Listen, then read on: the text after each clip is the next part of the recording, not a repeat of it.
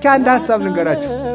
ከሐኪም ቤት ሄዳችሁ ጨጓራዬን ያመኛል፣ ራሴን ይፈልጠኛል፣ እግሬን ይቀጨቅጨኛል፣ ክንዴን ይቆረጥመኛል፣ ወዴን ያቅለሸልሸኛል ብላችሁ አሁን ብትመጡ ትድናላችሁ? ዝም ብሎ ብትመጡ እንዲያብላችሁ ምን ማድረግ ይገባል? መድኃኒት መዋጥ በሉ።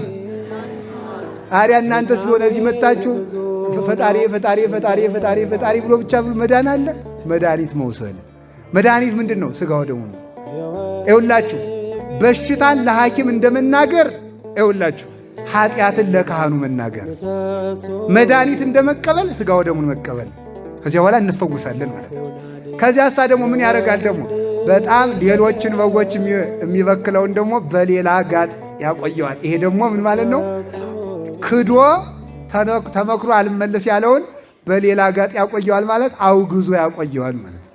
ይሄ እረኛ ይባላል። ሌሎችን እንዳያበላሽ ቅዱስ ቄርሎስ ይህን ሲናገር